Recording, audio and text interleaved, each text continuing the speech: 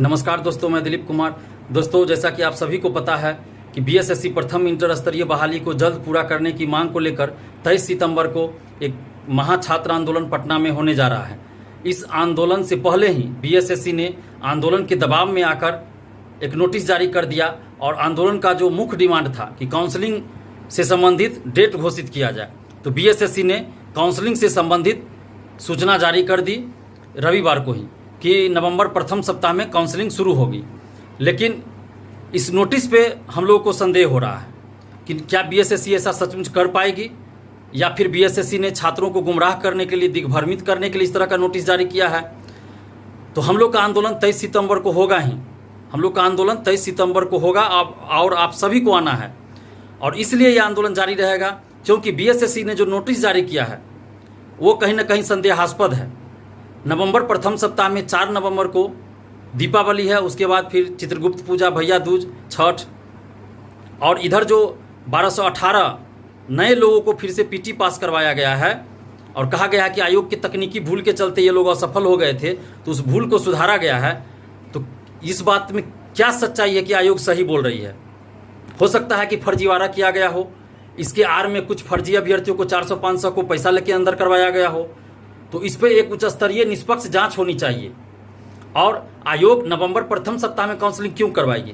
क्या पहले काउंसलिंग करवाना संभव नहीं है? ये 1218 अभ्यर्थियों का इनको लेना है मुख्य परीक्षा, तो ले, किसी को कोई आपत्ति नहीं है। लेकिन ये जो 50,000 से ज़्यादा अभ्यर्थी मानसिक रूप से तनावग्रस्त हो रहे हैं, उनका आप काउंसलिंग क्यों नहीं करवा रहे हैं? आप चाहते तो अक्टूबर शुरू से उनका काउंसलिंग करवा सकते थे। उनका जो 50,000 से ज़्यादा अभ्यर्थी अभी इंतजार कर रहे हैं, तो उनका काउंसलिंग आप करवाइए। सीट से 2 से ढाई गुना ज़्यादा परीक्षार्थियों का काउंसलिंग आप शुरू कर दीजिए।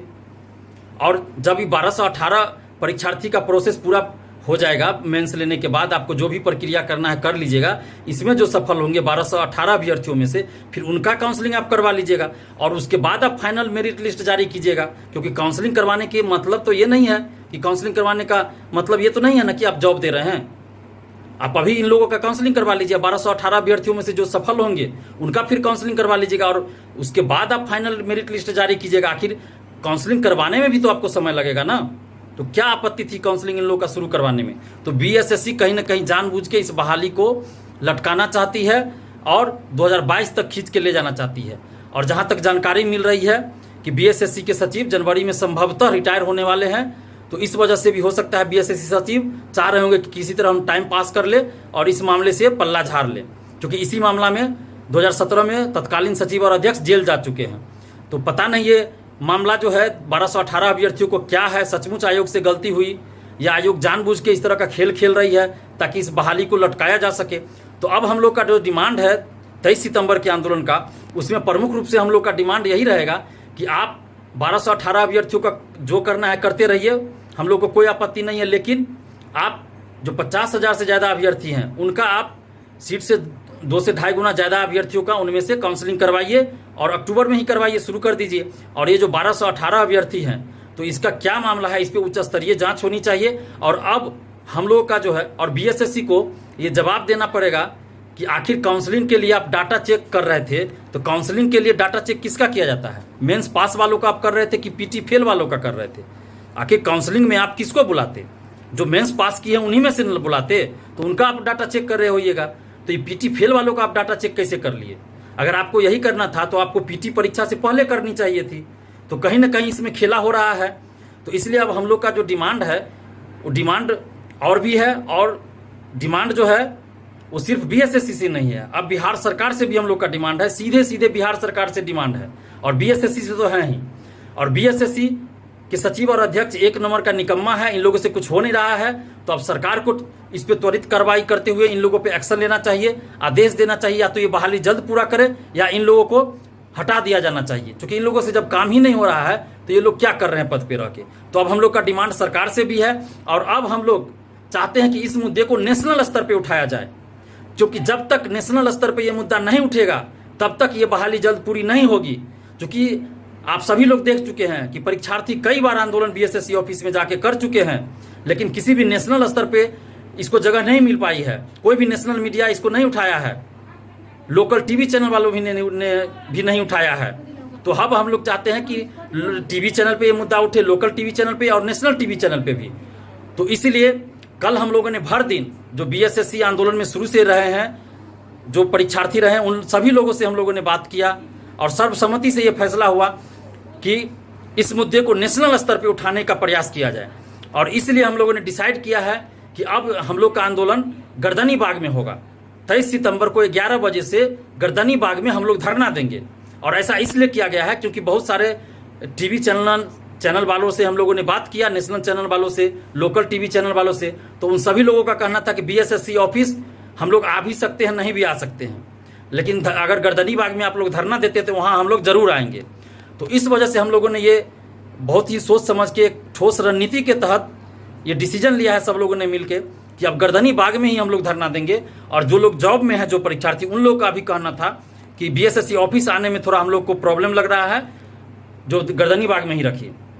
तो हम लोग का मुख्य मुद्दा अभी ये है कि बीएसएससी प्रथम इंटर स्तरीय बहाली का जो मुद्दा है, जो 7 साल से पूरा नहीं हुआ है, उस मुद्दे को नेशनल स्तर पे हम लोग ले जाएं, नेशनल स्तर पे उठे, ताकि सभी पॉलिटिकल पार्टी, सभी नेताओं, चाहे वो सत्ता पक्ष के हों, विपक्ष के हों, और नेशनल मीडिया, सभी के नज़र में ये मुद्दा आवे। और इसलिए हम लोग चाहते हैं कि वहाँ पे नेशनल चैनल आवे, लोकल टीवी चैनल आवे, सभी अखबार वाला आवे, सभी पत्रकार महोदय आवे, सभी अखबार वाले आवे। तो इसलिए गर्दनी बाग का जगह तय किया गया है, बहुत सोच समझ के किया गया है। और इसके पीछे और भी बहुत ठोस रणनीति है, ताकि हम लोग का मुद्दा जो है नेशनल स्तर पे अब उठ सके। तो इसलिए गर्दनी बाग ये जगह रखा गया है, क्योंकि बीएसएससी एकदम निकम्मा है, इससे कुछ होने वाला नहीं है और ये टाल मटोल का रवैया अपना रहा। अगर बीएसएससी हम लोग जाते हैं तो बीएसएससी सीधा कहेगी कि आप लोग का जो आंदोलन का डिमांड था काउंसलिंग डेट घोषित करना, तो हमने तो आपके आंदोलन से पहले ही काउंसलिंग का डेट बता दिया कि नवंबर प्रथम सप्ताह में हम काउंसलिंग करवाएंगे, तो उसमें हम लोग भी अब कुछ नहीं कर पाएंगे वहाँ पे। तो इसलिए बीएसएससी हम लोग को गलत साबित कर देगी वहाँ पे। तो इसलिए हम लोग को अब गर्दनी बाग में जगह रखा गया, ताकि नेशनल स्तर पे इस मुद्दे को उठाया जाए कि ये बहाली जल्द पूरा हो। हम लोग का जो प्रमुख मुद्दा है कि ये बहाली जल्द पूरा हो और काउंसलिंग नवंबर प्रथम सप्ताह में न पहले करवाया जाए। और ये 12 से 18 अभ्यर्थियों का आपका लेना है तो लीजिए, मेंस परीक्षा जो करना है करते रहिए, फिर उनका काउंसलिंग करवाइएगा, फिर आप साथ में मेरिट लिस्ट निकालिएगा। इसमें कौन सी बड़ी बात है, काउंसलिंग करवाने में भी समय लगेगा ना। तो इसलिए हम लोगों ने गर्दनी बाग का जगह चेंज करके, वहाँ से बीएसएससी ऑफिस से जगह चेंज करके अब गर्दनी बाग का जगह रखा है। और सर्वसम्मति से ये डिसीजन लिया गया है।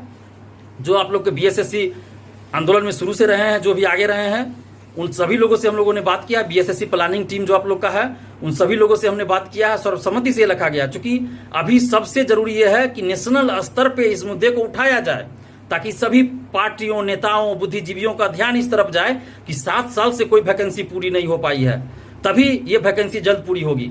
नहीं तो कोई गारंटी नहीं कि नवंबर प्रथम सप्ताह में ये काउंसलिंग करवा लेंगे। फिर से ये बोल देंगे कि तकनीकी भूल हो गई, तो हम ये 12 से 18 अभ्यर्थियों का मुख्य परीक्षा अभी नहीं ले पाएंगे, पर्व त्यौहार है, दुर्गा पूजा है अक्टूबर में, तो फिर ये कोई ना कोई बहाना बना सकती है बीएसएससी। तो इसीलिए गर्दनी बाग में हम लोग धरना देंगे, ताकि नेशनल स्तर पे इस मुद्दे को उठाया जा सके। और आप लोग को इस संबंध में अगर कोई भी और भी जानकारी लेनी हो, या गर्दनी बाग धरना स्थल पे आने में कोई प्रॉब्लम हो, तो आप हमें फ़ोन कर सकते हैं। हमारा मोबाइल नंबर है 7282005656। और आप लोग अगर किसी ग्रुप में जुड़े हुए हैं, तो उस ग्रुप में भी आप लोग आपस में बातचीत करते रहें। कोई दिक्कत हो तो आपस में एक दूसरे से बातचीत करते रहें। और सभी लोग मास्क लगा के जरूर आएँ, और कोशिश करें कि डबल मास्क लगा के आएँ और सोशल डिस्टेंसिंग का पालन करते रहें। और हम तमाम परीक्षार्थियों से अपील कर रहे हैं, चाहे आप बीएसएससी अभ्यर्थी हों, दरोगा अभ्यर्थी हों, सिपाही भर्ती अभ्यर्थी हों, बिहार पुलिस के अभ्यर्थी हों, या अमीन बहाली या टीईटी एसटीईटी अभ्यर्थी हो, शिक्षक बहाली के हो, आप सभी से हम अपील कर रहे हैं कि आप एकजुट होकर लड़ने का समय आ गया है। अगर हम अलग अलग लड़ते रहें तो ये सरकार और आयोग हम लोग की आवाज़ को दबाने का भरपूर प्रयास करती है, और अलग अलग लड़ाना ही चाहती है ये लोग। फूट डालो और धांधली करो की नीति पे सरकार और आयोग चल रही है। तो इसलिए अब हम लोग को एकजुट होकर लड़ना है। तो इसलिए आप तमाम परीक्षार्थियों से, छात्र छात्राओं से अपील कर रहे हैं कि 23 सितंबर को 11 बजे गर्दनी बाग धरना स्थल पहुंच जाइए। और कल बहुत सी छात्राओं ने भी हमें फ़ोन किया है और बताया है कि वो लोग भी आ रही हैं। तो जो भी छात्राएं आना चाहे वो आप लोग जरूर आइए, क्योंकि और भी छात्राएं आ रही है। तो आप लोग जरूर आइए। आप तमाम छात्र छात्राओं से हम अपील कर रहे हैं कि आप लोग प्लीज़ आइए, क्योंकि ये हक और अधिकार की लड़ाई है। और ये सिर्फ वर्तमान की लड़ाई नहीं है, ये आगे आने वाले भविष्य की भी लड़ाई है। अगर कल को कोई आपसे पूछे कि 7 साल से एक वैकेंसी पूरा नहीं हो रही थी तो आप क्या कर रहे थे, तो उस समय हम लोग क्या जवाब देंगे? अगर हम लोग लड़ते हैं तो हम लोग ये जवाब जरूर देंगे कि हम लोग लड़ रहे थे, कम से कम आवाज़ उठाए कि उस बहाली को जल्द पूरा किया जाए। अन्याय और शोषण के खिलाफ हम लोगों ने आवाज़ उठाई। तो इसलिए आप लोग जरूर आइए 23 सितंबर को 11 बजे गर्दनी बाग धरना स्थल पे। धन्यवाद। जय हिंद।